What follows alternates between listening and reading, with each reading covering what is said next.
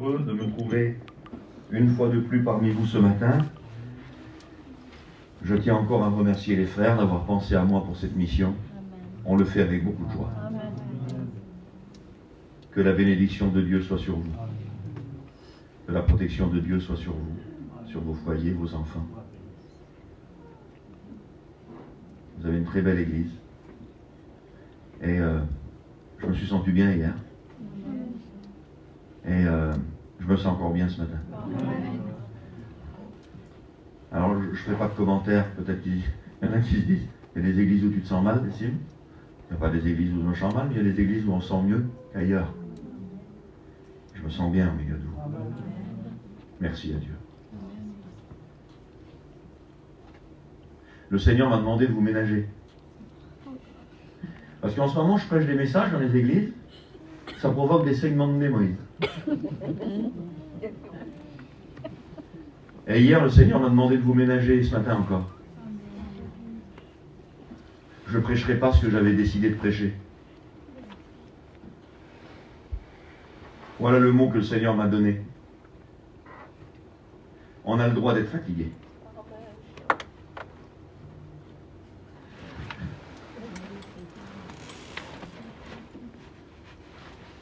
Être fatigué, ce n'est pas un péché.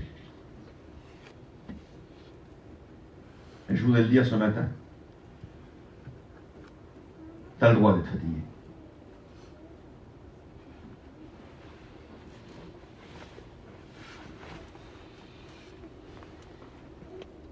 Même Dieu connaît la fatigue. Un jour, Israël le fatigue. Vous lirez ça dans l'Ancien Testament. On ne rappelle plus de la référence. Mais je vous promets que c'est écrit. Dieu dit sur Israël, vous me fatiguez par vos paroles. Même Dieu connaît la fatigue. Alors lui, c'est une fatigue différente de la nôtre. Parce que Dieu n'a pas de corps, Dieu est esprit. Mais ce n'est pas un péché d'être fatigué. On a le droit d'être fatigué. Fatigue morale, parfois. Psychologique. Corporelle. Ou spirituelle. Tout le monde vit des fatigues. Et je crois que ce n'est pas bien de les cacher. Parce que je crois que le seul moyen d'en sortir, c'est de les montrer à Dieu. Ces fatigues-là. Je lis un premier verset avec vous,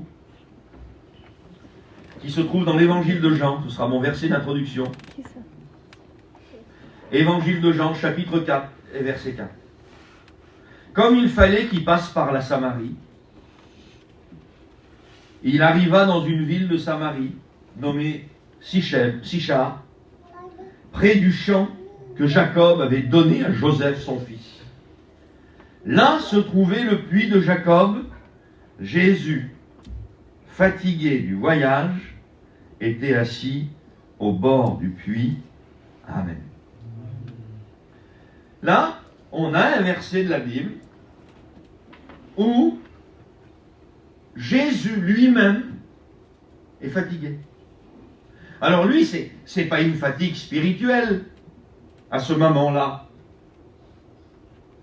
Et quand je dis à ce moment-là, vous êtes en train de vous dire peut-être, est-ce que Jésus a connu des fatigues spirituelles? On va le voir après. Le parfait des parfaits, ce jour-là, il est fatigué. Et si la fatigue serait un péché, ça n'aurait pas marché. Ça n'aurait pas fonctionné.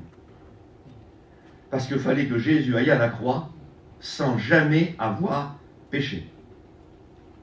Il a été fatigué.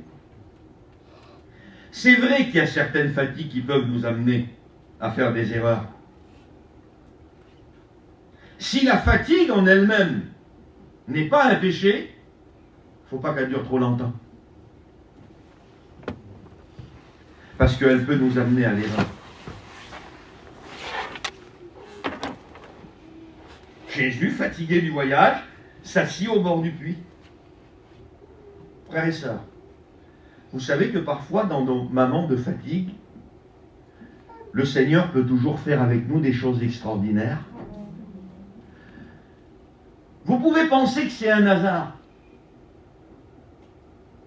Je ne pense pas, moi, que c'est un hasard.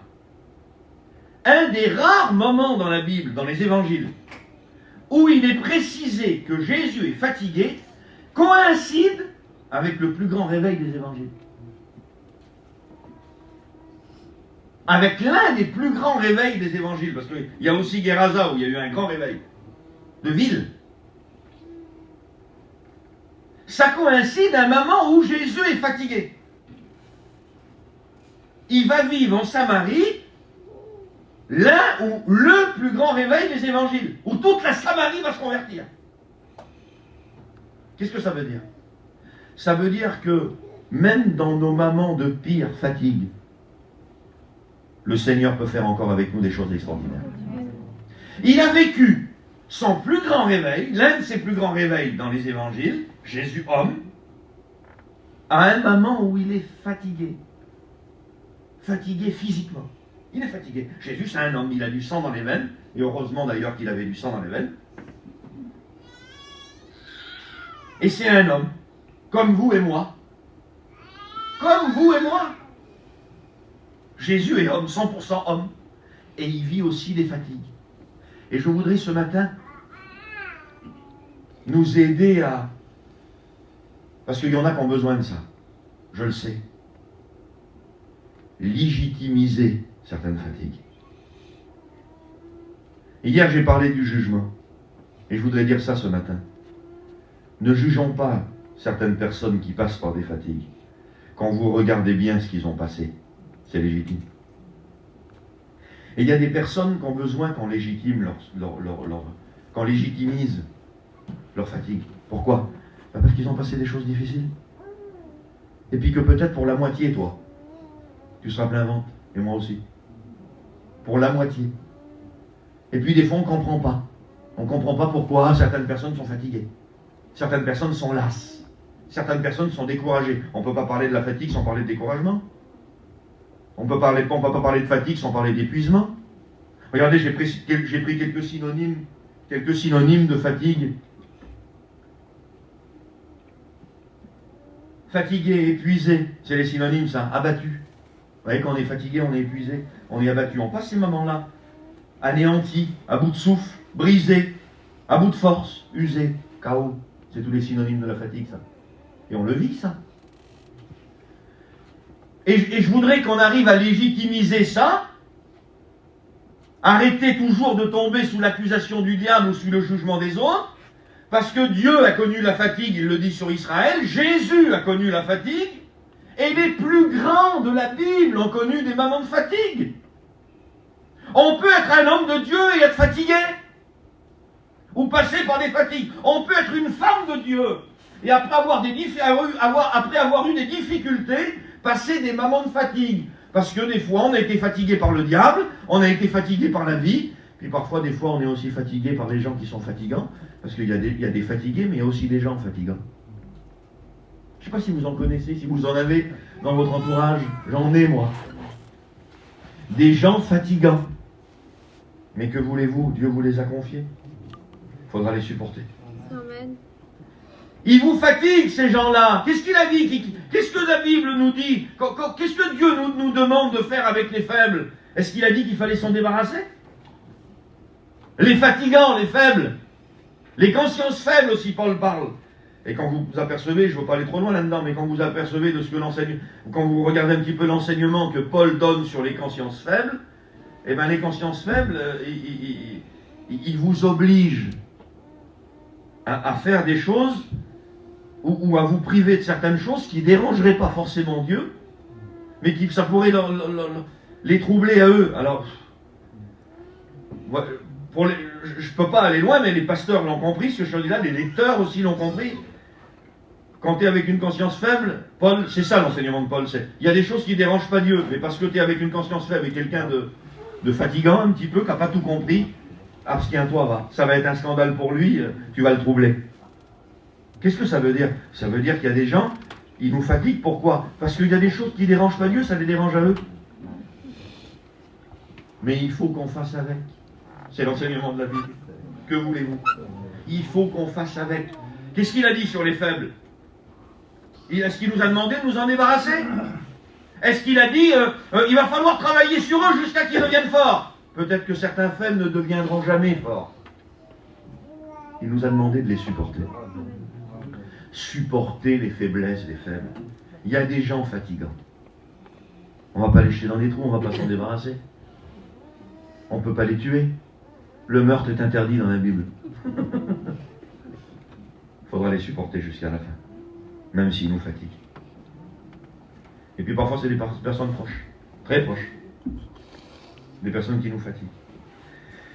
Le Seigneur nous demande de les porter. Et puis des fois le Seigneur nous demande de les porter à des moments où on n'arrive pas à se porter tout seul.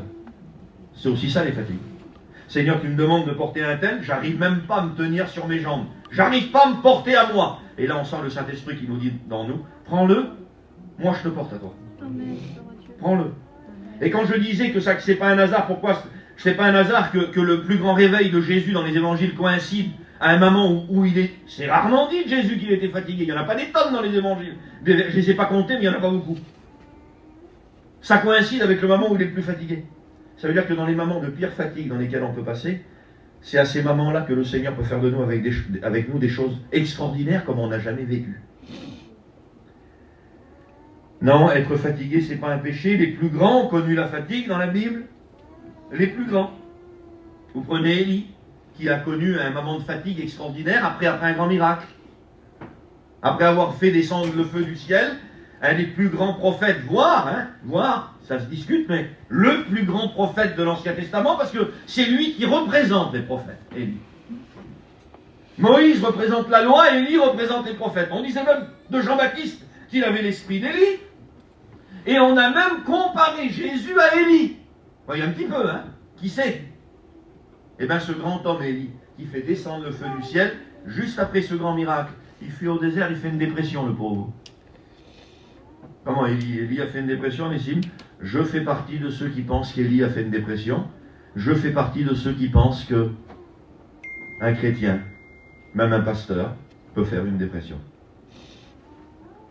Il a fait une dépression, Élie. Jonas aussi en a fait une. Mais ça n'a pas empêché Dieu de compter sur eux. Amen. Dieu n'a pas dit, maintenant c'est fini. J'avais des projets, mais t'as descendu trop bas. Tu peux avec Pierre, c'est ce que Pierre aussi avait pensé après son reniement. Tu m'aimes, Seigneur? Tu m'aimes, Pierre? Oui, Seigneur. C'est fini, hein? C'est fini. C'est fini. Il m'a averti, je l'ai renié devant tout le monde, hein? Il s'est servi de moi pour faire descendre le feu du ciel. Je suis au désert, je fais une dépression en train de pleurer. Je demande la mort, Élie. Jonas, Dieu me demande d'aller dans une ville, je me sauve dans une autre, il me fait manger par un poisson. Beaucoup pensent que Jonas est mort et que Dieu l'a ressuscité. Beaucoup le pensent ça. C'est fini, hein? Pierre, tu m'aimes? Oui, Seigneur. Tu m'aimes, Pierre? Oui, Seigneur. Pierre, tu m'aimes? Oui, tu connais tout, Seigneur. Bon, ça y est, t'as compris. C'est pas fini, mon poteau. Prends soin de mes brebis. Amen. C'est pas fini, Seigneur. Avec tout ce que j'ai passé, avec toutes les grosses fatigues, toutes les erreurs que j'ai faites, t'en as pas fini avec moi. Tu veux encore m'employer? Oui. J'ai aimé la phrase que Dieu dit sur Élie, au moment où il le relève et qu'il lui donne à manger. Il se sauve dans le désert devant Jézabel, menacé par Jézabel. Ouais. Des fois, il y a des personnes qui nous menacent, qui nous veulent du mal. Ça crée des grosses fatigues psychologiques, morales et spirituelles, et même corporelles. Vous avez vu ces fatigues dans le cerveau, dans le cœur, qui vous tombent dans les bras et dans les jambes? Ça a un effet corporel sur vous, parce que vous vous sentez oppressé. Élie vit une grande oppression, il a peur de Jézabel, il fuit au désert, alors qu'il vient d'égorger 450 faux prophètes. Parfois, on gravit des montagnes et le diable met un caillou devant nous, et on bute dessus. C'est ce qui est arrivé à Élie. Il gravit des montagnes, il bute sur un caillou. Ça nous a tous arrivé. Et il finit au désert, dans une dépression terrible. Il faut que Dieu le nourrit. Et j'ai aimé le dernier mot que le Seigneur dit sur lui. Bon, c'est bon, t'as fini? C'est bon? Lève-toi. Et ouin, recommence. T'es fait pour ça. J'ai aimé le mot, là, moi, que Dieu dit sur lui. Élie, t'as passé tout ça? Allez, je te redonne à manger. Lève-toi et ouin. C'est pas fini, Seigneur. Mais non. T'es né pour moi, là. T'es né pour bénir. T'es fait pour ça. C'est ta destinée. Et tu pourras... J'ai aimé une fois une phrase. Plus qu'une phrase. Ce que Juanito nous avait dit un jour, j'étais tout jeune. On était tous autour de lui, puis il parlait du ministère. Et il disait, si Dieu a choisi un homme pour faire quelque chose avec lui, rien ne peut l'empêcher. S'il tombe dans un trou, Dieu le sortira. S'il tombe malade, Dieu le guérira. Et s'il meurt, Dieu le ressuscitera. Parce qu'il a un plan. Amen. Il a un plan. Dieu voit le potentiel. Avec Pierre, Dieu a vu le potentiel. Il a vu les épîtres qu'il allait écrire. Il a vu les réveils qu'il allait faire, les ministères qu'il allait lever, même après le reniement. C'est fini, Seigneur. Hein? Tu as vu toutes les promesses que je t'ai faites? J'ai pas tenu. Je vous en ai parlé hier. Je me croyais meilleur que tous les autres. Comment je suis humilié? Je me croyais meilleur que tous les autres. Je ne le suis pas. C'est fini. Tu feras pas ce que tu avais prévu. Si. Je ferai ce qui est prévu. C'est pas fini. Dieu n'en a pas fini avec nous. Par quoi on croit que c'est fini, nous? On a descendu tellement bas, on a vécu tellement des fatigues terribles, on croit que c'est fini. Dieu n'en a pas fini avec nous. Lui, il sait ce que c'est que la fatigue. Et lui, malgré la fatigue, malgré tout ce qu'il a subi, malgré l'abandon, malgré les trahisons, il a été jusqu'au bout. Et le Seigneur veut qu'on soit à son modèle. Malgré tout ça, il veut qu'on aille jusqu'au bout. Amen. Élie a vécu des fatigues. Samson, de là à là, tous les grands hommes de la Bible. De là, ils ont tombé là. Élie, Samson, David abattu à bout de souffle à la mort de son fils. David, le roi David qui perd son fils. C'est terrible. Il touche le fond. Il touche le fond. Et pourtant, malgré les grandes fatigues que David vit, il n'a jamais cessé d'être l'homme, malgré toutes ses grandes erreurs, selon le cœur de Dieu. Il est l'homme selon le cœur de Dieu. Vous prenez Élie, vous prenez Samson, vous prenez David, vous prenez Abraham. J'ai écrit alors je vous ai écrit les synonymes, hein. J'ai écrit en face d'Élie épuisé, j'ai écrit en face de Samson abattu, j'ai écrit en face de David anéanti, perd son fils anéanti, c'est tous les synonymes de la fatigue. J'ai écrit en face d'Abraham à bout de souffle. À bout de souffle. Pourquoi j'ai écrit en face d'Abraham à bout de souffle?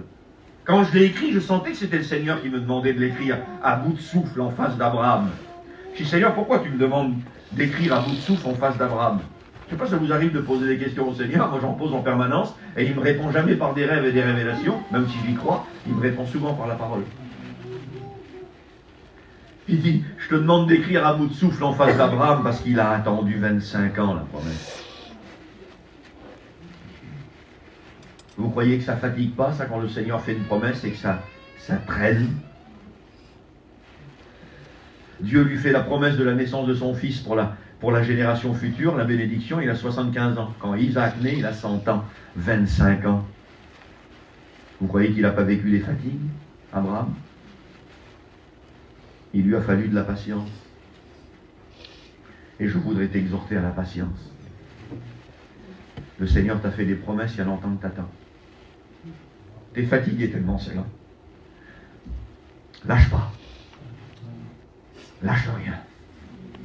Dieu l'a dit, il le fera. Même si tu sens des fatigues, même si tu sens des lassements. Quand j'ai rentré dans l'église tout à l'heure, et je vais le faire tout à l'heure, je vais prier pour les femmes dont les maris ne sont pas chrétiens. Le Seigneur m'a fait ressentir qu'il y avait des sœurs qui étaient fatiguées, parce qu'il y a longtemps que ça dure. 25 ans, Abraham, à bout de souffle. Mais il n'a pas lâché. Il n'a rien lâché. Peut-être que le Seigneur t'a fait des promesses pour ton mari, tes enfants qui ne sont pas encore chrétiens et tu souffres. Tu as une fille, un fils peut-être qui te fait souffrir. Des parents, tu es fatigué, il y a longtemps, tes parents sont vieux et tu désespères. Désespère pas. Tout ce que tu as semé, écoute bien ce que je dis là, tout ce que tu as semé, c'est pas perdu. Vous savez que c'est la seule semence qui ne pourrit pas. Mais Seigneur, il y a 40 ans, que j'ai parlé du Seigneur à mes parents il y a 40 ans. Ils ont oublié ce que j'ai dit il y a 40 ans. C'est la seule semence incorruptible. Elle est dans un petit coin. En attendant que le Saint-Esprit jette un peu d'eau dessus. On croit qu'elle est pourrie, qu'elle est là, qu'elle est morte. Elle n'est pas morte. Tout ce que vous avez semé n'est pas mort. Ça va fleurir. Croyez-le de tout votre cœur. Crois-le, ma soeur. Crois-le, mon frère. Tu as témoigné, tu as un témoignage pour tes enfants, c'est pas perdu. Tes parents, il y a des années que tu parles du Seigneur, tu leur parles du Seigneur et que tu pries pour eux. C'est pas perdu. Ça va pousser. Et j'avais marqué en face d'Abraham à bout de souffle. Non. Faut rien lâcher. 25 ans, il a attendu la promesse. Et la promesse est venue, alléluia. Puis elle a été grande, la promesse. Dieu a tenu ses promesses dans les moindres détails. Quand le Seigneur lui avait montré les étoiles du ciel et le sable de la mer, il y avait ici les deux grandes descendances. La descendance quant à la foi, la descendance quant à l'esprit. Le peuple d'Israël qui allait être nombreux.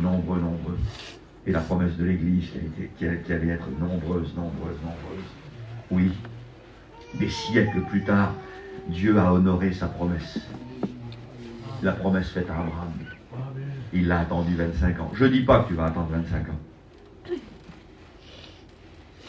Mais ne désespère pas. Ne désespère pas. Jérémie, à côté de Jérémie, j'ai mis brisé. C'est aussi un synonyme de la fatigue. Brisé. Oui, parfois, il y a tellement de choses difficiles dans la vie. Les seuls qui n'ont pas souffert, c'est ceux qui sont encore mouillés du baptême. Les tout neufs. S'ils sauraient ce qui les attend, les pauvres.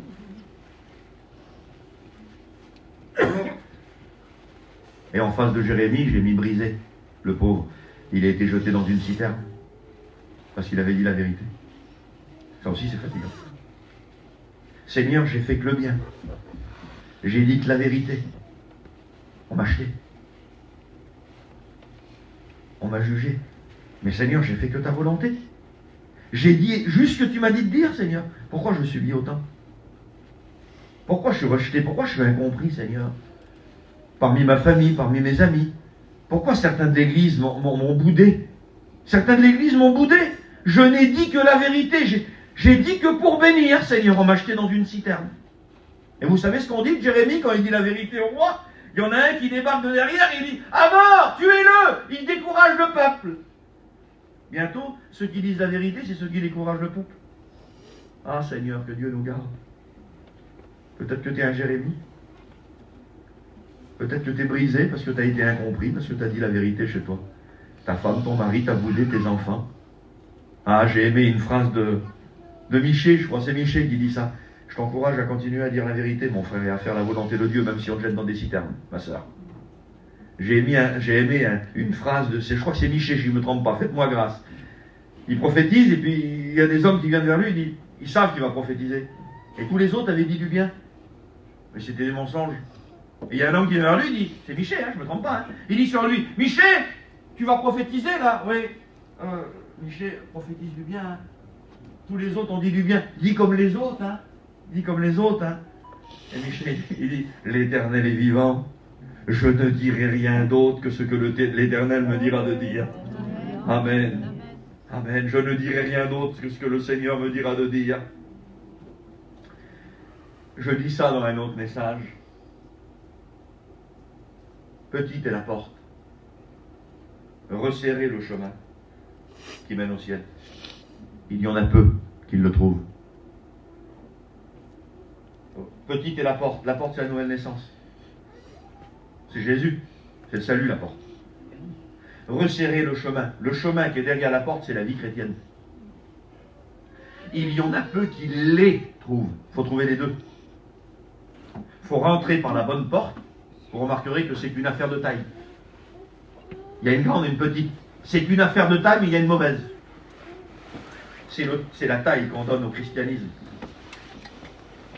Les libertés qu'on va prendre ou celles qu'on ne va pas prendre. Celui qui rentre par ailleurs que par la petite porte est un voleur, un brigand. Donc on a rentré par la bonne porte. On a tous rentré par la bonne porte. Derrière, il y a un chemin. Et le chemin, le bon chemin, par rapport au mauvais chemin, c'est aussi qu'une affaire de taille. Il y en a un, c'est une autoroute. Il mène à la perdition. C'est un christianisme bidouillé. C'est un christianisme qui ne trouve pas ses racines dans la parole de Dieu. Et l'autre, c'est une route de campagne. Il est serré, vous vous y sentez pas bien. Vous êtes critiqué par les vôtres en restant dessus. Et les autres qui marchent sur le chemin large là-bas, tous ceux qui se permettent, qui ne sont pas dans la vérité, vous savez ce qu'il dit sur ceux qui sont restés sur le petit chemin? Vous n'êtes pas y allés, vous. Maniéreux, fanatiques, venez avec nous sur ce chemin-là. C'est un bon chemin aussi, celui-là, hein? C'est qu'une affaire de taille. Vous remarquerez, dans l'enseignement de Jésus sur le chemin, quand il dit « efforcez-vous d'entrer par la porte étroite », le mot « efforcez-vous » ici, c'est « battez-vous » en grec. Et vous remarquerez que ce n'est pas la porte qui amène au ciel, c'est le chemin. Pourquoi tu dis ça, Nessim? Il n'y en a qu'un dans la Bible qui a passé par la porte et qui n'a pas fait 1 mètre sur le chemin et qui est parti au ciel. C'est le brigand sur la croix. Mais nous, on est sur le chemin. Pourquoi tu parles du chemin? Pourquoi tu dis ça? Je vais vous dire pourquoi je dis ça. Il ne faut pas rentrer par la bonne porte et après bifurquer sur le mauvais chemin. Il y en a plein qui l'ont fait. Nous avons passé par la bonne porte, même si on est persécuté, même si on est fatigué, même si on est rejeté, même si on est jugé, même si on est épuisé. Nous avons passé par la bonne porte. Nous resterons sur le bon chemin. Nous avons commencé par l'esprit. Nous finirons par l'esprit. Même épuisé, même avec 2 litres de sang en moins, même avec les arcades ouvertes, même avec des ampoules sous les pieds, même persécutés par les nôtres, nous irons jusqu'au bout. Amen. Parce qu'on sait que ce n'est pas ça que Jésus revient chercher. C'est vous et moi qui vient chercher. Oui, les plus grands ont connu la fatigue. Et puis parfois, certaines fatigues font naître des tentations. Vous le savez que la fatigue, ça fait naître des tentations. Chaque fatigue fait naître une tentation. Hébreux, chapitre 2, verset 18. Jésus-Christ a été tenté lui-même dans ce qu'il a souffert. Et que le Saint-Esprit nous éclaire maintenant. Que le Saint-Esprit ouvre notre intelligence pour que nous puissions comprendre cette vérité-là. Jésus-Christ ayant été tenté lui-même dans ce qu'il a souffert, Hébreux 2, 18, il peut secourir ceux qui sont tentés. Là, dans ce verset-là de la parole de Dieu, et on le voit ailleurs, mais c'est un des versets les plus explicites, le Seigneur est en train de associer, lier, parce que ça l'est, la fatigue à certaines tentations. Il y a des fatigues qui sont telles où votre tentation, c'est de vous sauver. Vous sauver en courant. Certaines fatigues concernant certains foyers, parfois la tentation, c'est le divorce. Il y a tellement une fatigue dans le foyer, que la tentation, c'est le divorce. Parfois, on vit quelque chose dans l'église, quelque chose de difficile, une injustice, une tentation naît. Parce que toute fatigue fait naître une tentation. Toute souffrance fait naître une tentation. Qui c'est qui a déjà commencé des régimes ici? Il y en a? Commence tous les lundis. Lundi, ça va. Mardi, ça va. Mercredi, ça commence à se compliquer. Et aussitôt que la souffrance de la privation se fait sentir, arrive une tentation. De vider le frigo. Chaque souffrance fait naître une tentation. Et la Bible dit que Jésus a été tenté dans ce qu'il a souffert. Et il y a un autre verset qui dit que Jésus a été tenté comme nous en toutes choses. Pourquoi il a été tenté, Jésus? Parce qu'il a vécu les souffrances, il a vécu les souffrances aussi. Et il a été tenté dans quoi? Eh bien dans ses souffrances. Parce que s'il n'y a pas de souffrance, il n'y a pas de tentation. Toutes les tentations naissent d'une souffrance, d'une frustration, d'une fatigue. Toute tentation naît d'une incompréhension, d'un trouble, d'une mauvaise conversation, d'une convoitise. Et Jésus fut tenté comme nous en toutes choses. Et son plus grand moment de souffrance, vous savez où c'est, hein? Vous savez que le plus grand moment de souffrance de Jésus, c'est pas la croix. Contrairement à ce que certains pensent. C'est Gethsémani. Parce qu'à la croix, ça y est, il est au bout.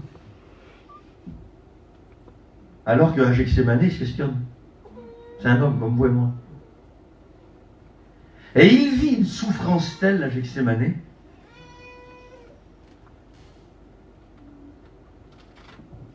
Il se sent tellement oppressé. Vous savez que Gethsémani, ça veut dire pressoir à l'huile. Hein? Il se sent tellement oppressé à Gethsémani qu'il fait une prière. Mais avant de parler de la prière de Jésus, je voudrais vous dire ça. De nos plus grandes tentations naissent nos plus grandes souffrances. Et de nos plus grandes souffrances naissent nos plus grandes tentations.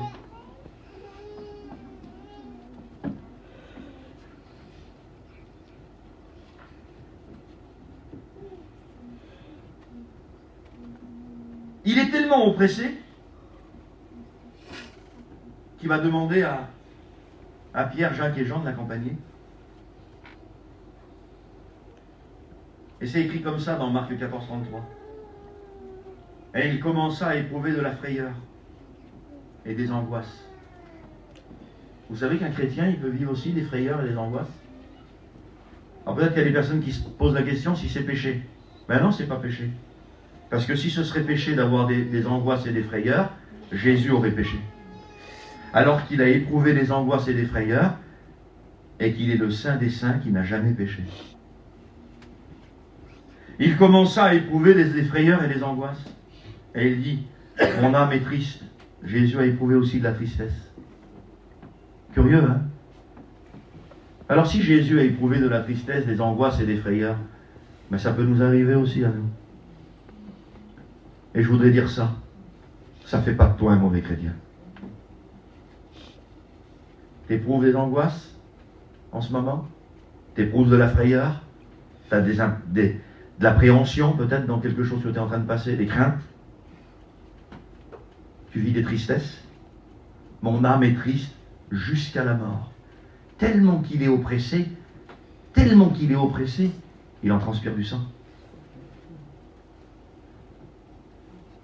Et il y a une phrase qui m'a touché. Il est tellement oppressé qu'il ne veut pas rester seul. C'est un homme, comme vous et moi. Et il va dire sur eux, restez ici avec moi. Vous avez vu comment on a besoin des frères et des sœurs dans ces moments-là? Et je voudrais le dire aux autres qui ne sont pas fatigués, qui vont bien. Prenons soin de ceux qui sont fatigués. Ils ont besoin de nous. Je voudrais le dire à ceux pour qui tout va bien. Jésus a dit sur eux, restez ici. Vous n'en allez pas. Ça m'a touché ça parce que Jésus n'a pas voulu rester seul ce soir-là. Je vois l'homme comme moi. Il n'a pas voulu rester seul. Même Jésus a eu besoin de ses disciples. On sait qu'il a eu besoin de Simon de Cyrène pour porter la croix. Quand je vois ces versets-là, moi, je me dis, moi, mais qui je suis, moi, pour pas avoir besoin de mes frères? Toi, Seigneur, tu as eu besoin. Tu as eu besoin d'un homme pour porter ta croix le soir de Gethsémani. Tu as demandé à tes disciples de rester avec toi.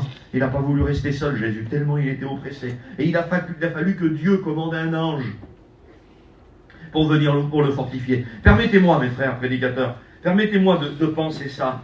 Je crois que c'était indispensable que Dieu envoyait un ange ce soir-là.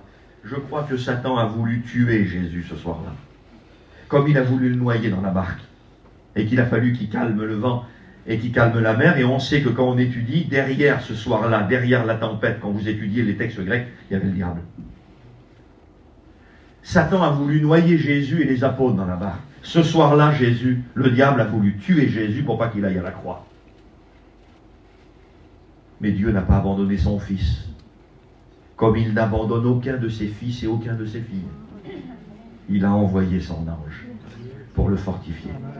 C'était plus qu'indispensable. Tu te demandes ce que tu vas devenir? Tu te demandes ce que tu vas devenir? Seigneur, si ça continue, qu'est-ce que je vais devenir?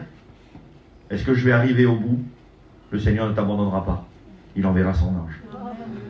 Il sait que tu as besoin d'être fortifié. Il sait que tu vis des moments très difficiles et que tu te demandes si tu vas arriver au bout.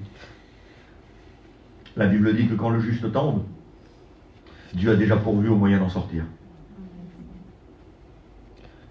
Dieu n'abandonne pas les siens.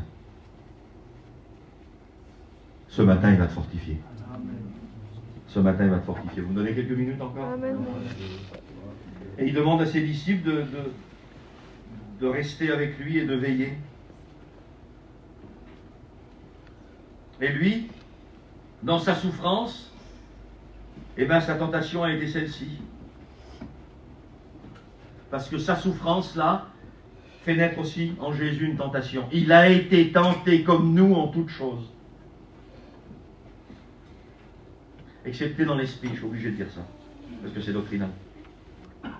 Jésus a été tenté comme nous en toutes choses, mes frères, mais il n'a pas été tenté dans l'esprit comme nous. Parce que sinon il aurait péché. C'est lui-même qui le dit. Qui a certaines convoitises qui sont légales du péché consommé. Jésus a été tenté comme nous en toutes choses, sauf dans son esprit. Parce que sinon il aurait péché. Et là, sa souffrance, elle fait naître une tentation. Verset 36. Jésus, se jetant contre terre, et fit cette prière. Père, toutes choses te sont possibles. Père, toutes choses te sont possibles. Éloigne de moi cette coupe. Autrement dit, il n'y aurait pas un autre moyen, Seigneur, que la souffrance, là, la mort. Jésus n'est pas suicidaire. Il ne veut pas mourir. Il a 33 ans, il est en pleine santé. Il a une mère, des frères et des sœurs. Il a une vie. Père, toutes choses te sont possibles. Éloigne de moi cette coupe. Il ne le dit pas qu'une fois. Il le dit 3 fois. Toutefois, non pas ce que je veux, mais ce que tu veux. Amen. Lui aussi, Jésus a eu sa tentation. Sa souffrance a fait naître une tentation. Et il a demandé à Dieu s'il y aurait eu un autre moyen. Frères et sœurs, je vous dis ça. Vous croyez que si pour Dieu il y aurait eu un autre moyen, Dieu ne l'aurait pas fait? Il n'y avait pas d'autre moyen. Dieu a été dans l'obligation, et Jésus a été dans l'obligation de donner sa vie pour nous, pour pouvoir nous sauver. Et le verset qui l'explique le mieux, c'est celui-là. Car Dieu a tant aimé le monde. Il l'a tellement aimé qu'il a employé le seul moyen pour le sauver. Dieu a tant aimé le monde qu'il a donné son Fils unique. Afin que quiconque croise en lui ne périsse point, mais qu'il ait la vie éternelle. Oui, on a le droit d'être fatigué. On a le droit de vivre des tentations. Ce qu'on n'a pas le droit, c'est d'y succomber. Seigneur, non pas ma volonté, mais la tienne. Amen. Allez, quelques minutes et on prie. Et j'ai écrit ça ici, je vous l'ai déjà dit. Sa souffrance fut telle que l'homme Jésus, eut besoin d'un ange pour le fortifier.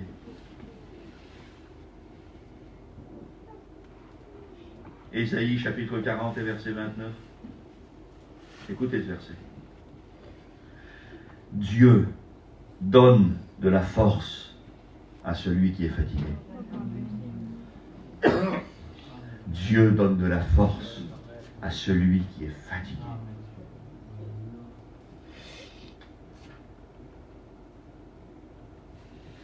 Matthieu 11, 28, c'est un verset d'évangélisation. Mais je voudrais le dire à l'église. Venez à moi, vous tous qui êtes fatigués et chargés. Quand on est chrétien, on ne peut plus être fatigué alors. Mais c'est quoi ce christianisme où les chrétiens n'ont plus le droit d'être fatigués? C'est quoi ça? De où il vient cette idée évangélique là? Ça vient pas de la Bible, parce que je vois les plus grands prophètes dans la Bible qui vivent de fatigue, moi. Je vois Jésus qui est fatigué. Je vois Dieu qui est fatigué, moi. C'est quoi ce christianisme évangélique là, où plus personne n'a le droit d'être fatigué, où tous ceux qui vivent, qui passent des petits mamans parce qu'ils ont été secoués, parce qu'ils ont souffert, il faut toujours qu'ils sourissent. Il faut toujours qu'ils sont en train de sourire. Ils n'ont pas le droit de passer des moments difficiles. C'est quoi ce christianisme? Il vient de où? Il vient pas de la parole de Dieu, frères et sœurs. Hein? Dans l'église, on a le droit à la fatigue. Un chrétien a le droit d'être fatigué. C'est quoi ce christianisme où même les pasteurs n'ont même plus le droit d'être fatigués? Il faut toujours sauver la face. On en est venu aujourd'hui où nous, les serviteurs de Dieu, quand on vit des petits problèmes et des moments de découragement, il ne faut pas que ça fuite. Il ne faut pas que ça fuite. Les chrétiens sont scandalisés. Le pasteur, il vit un mauvais moment. Il est découragé. Mais les plus grands prophètes de la Bible ont été découragés. On n'a pas le droit d'être découragés, nous. Je voudrais dire à mes frères qui sont serviteurs de Dieu ici, on a le droit d'être découragés. Et ça nous a arrivé, et ça va nous arriver encore. Et je voudrais dire quelque chose aux chrétiens. Donnez-nous le droit d'être fatigués. On n'est pas fait en faire. Mes frères et sœurs chrétiens, donnez le droit à vos prédicateurs de s'asseoir de temps en temps. Et puis des fois, ils ont besoin que vous les preniez par le cou, vous leur donniez une petite tape sur l'épaule. Ils ont besoin des fois qu'un chrétien vienne et qui dit, t'es un petit peu, assis-toi mon frère, un petit peu, assis-toi. T'as le droit. T'es pas fait en fer, t'es pas un Robocop, t'es pas un Superman. T'es un homme de Dieu. Mais t'es un homme. Et les hommes de Dieu sont aussi fatigués. Et Jésus, c'était son grand message. Venez à moi, vous tous qui êtes fatigués et chargés, et je vous donnerai du repos. Alléluia. Ça veut dire que toutes nos fatigues trouvent un rétablissement en Jésus. Amen. Et le dernier verset, ce sera celui-là. Juge, chapitre 8 et verset 4. Je pense que pendant toute la prédication, il y en a qui ont pensé à ce verset. C'est un verset très connu. C'est Gédéon. Fatigué, mais poursuivant toujours. On a le droit d'être fatigué, mais ce qu'on n'a pas le droit, c'est de ne pas poursuivre. Alors, c'est vrai qu'il y a des fatigues qui font naître des tentations. C'est vrai qu'il y a des fatigues prolongées qui font même naître de la crainte. Je ne vais pas m'étendre là-dessus parce que je voudrais finir maintenant. J'avais prévu de parler de ça aussi. Mais je vous le dis juste comme ça, vite fait. C'est vrai qu'il y a certaines fatigues qui sont provoquées par les choses du monde. Mais comme le Seigneur m'a demandé de vous ménager, je n'en parlerai pas. Parce que je ne pense pas que c'est bon d'en parler ce matin. Mais c'est vrai, on ne peut pas l'ignorer. Je ne peux pas tout vous dire sur la fatigue. Mais c'est vrai qu'il y a des fatigues qui ne sont pas légitimes. Vous vous êtes mis vous-même dans bien des tourments. C'est normal que tu es fatigué. Tu as les ongles remplis de terre. Ésaü revint des champs, épuisé. L'homme des champs. L'homme des champs. J'ai prêché là-dessus, là. Et la semaine dernière. Le point commun entre Simon de Cyrène, Ésaü et Caïn. Des hommes des champs. Et Jésus dit que le champ, c'est le monde. Simon de Cyrène, il porte la croix par force. Souffle martyr. Il revient des champs. Ésaü, il vend son droit d'aînesse. La bénédiction, elle n'a pas de valeur pour lui. Il revient des champs. Épuisé. Ça épuise le monde. Et c'est pas une bonne fatigue. Vous avez vu comme elle est bonne, la fatigue de Dieu? Quand vous usez votre santé dans les choses de Dieu, comment c'est bon? La satisfaction que ça apporte, quand c'est les choses de Dieu qui vous fatiguent, et que vous vous allongez, ou vous prenez un petit moment de repos, et puis que vous sentez que c'est une bonne fatigue. On a vu des vieux usés, mais usés par les choses de Dieu. Vous avez vu comme c'est beau? T'as vu cet homme-là? Seigneur, il a 60 ans, on dirait qu'il a 75 ans. Mais c'est l'évangile qui l'a usé. Quelle beauté! c'est des bonnes fatigues. Mais il y a les fatigues du monde. Simon de Cyrène, l'homme des champs, fait les choses par force. Ésaü, l'homme des champs, il vend son droit d'aînesse, de la terre plein les ongles. Et Caïn, le premier meurtre dans la Bible. Métier, laboureur. Ça fatigue le monde. Donc c'est vrai qu'il y a des fatigues du monde. Et c'est des mauvaises fatigues. Et peut-être qu'il y a peut-être une personne, une seule. Tu as des fatigues, mais c'est des mauvaises fatigues.